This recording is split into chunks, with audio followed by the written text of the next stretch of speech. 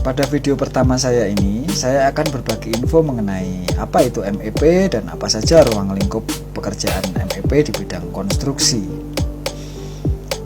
MEP adalah singkatan dari mechanical, electrical, dan plumbing atau pemipaan ya. Terkadang hanya disingkat ME atau mechanical dan electrical saja, karena plumbing itu sebenarnya sudah masuk ke dalam skup pekerjaan mechanical.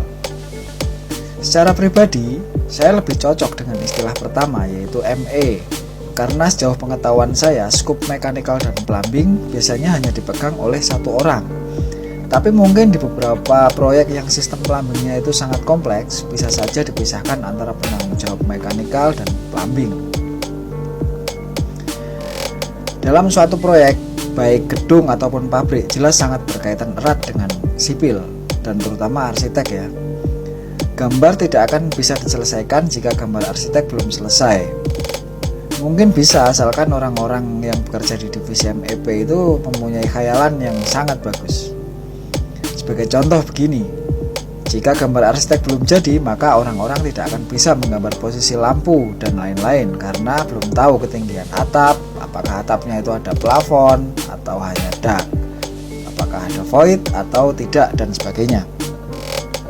Sehingga jika kondisi schedule sangat mepet, maka orang-orang MEP akan mendesain dulu berdasarkan khayalan dan pengalaman mereka, meski kesannya seperti dipaksakan.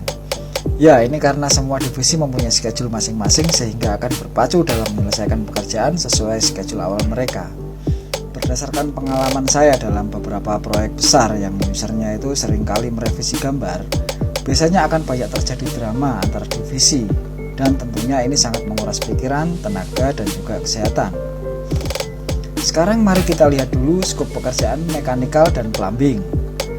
Pekerjaan mechanical dan plumbing terdiri dari pekerjaan pemipaan pemadam kebakaran, tata udara, kompresor, dan untuk rumah sakit biasanya ada sistem gas. Untuk pemipaan sendiri terdiri dari pemipaan air bersih, air kotor, fan, air hujan, dan lain sebagainya. Untuk pemipaan air bersih biasanya menggunakan material PPR, sedangkan untuk air kotor, fan, dan air hujan menggunakan material pipa PVC. Untuk pemadam kebakaran atau hydrant sprinkler biasanya menggunakan black steel SCH40.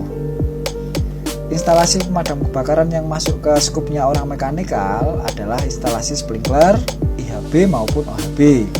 Sedangkan untuk instalasi detektor pemadam kebakaran atau bisa disebut smoke detector, heat detector, dan lain-lain menjadi skup orang elektrikal. Begitu juga dengan sistem tata udara, lift, dan pengolahan limbah menjadi skup kerja bagian orang mekanikal ya. Skup pekerjaan elektrikal terdiri dari instalasi tegangan menengah, tegangan rendah, sampai ke instalasi penerangan dan stop kontak. Skup pekerjaan yang sudah saya sebutkan tadi secara spesifik meliputi pekerjaan trafo, panel listrik, kabel instalasi lampu, dan stop kontak, juga kabel ladder. Jadi untuk lebih jelasnya akan saya ulas di video berikutnya dengan lebih detail. Karena memang tujuan utama pembuatan video ini adalah sebagai bahan belajar dan berbagi pengetahuan. Sekarang untuk pekerjaan elektronik itu terdiri dari fire alarm, tata suara, telepon, dan data, MATV, CCTV, security system, dan sebagainya. Oke, demikian penjelasan yang bisa saya berikan tentang mechanical, electrical, dan plumbing. Jika ada pertanyaan, saran, dan koreksi, silahkan diungkapkan di kolom komentar. Salam berbagi dan terima kasih.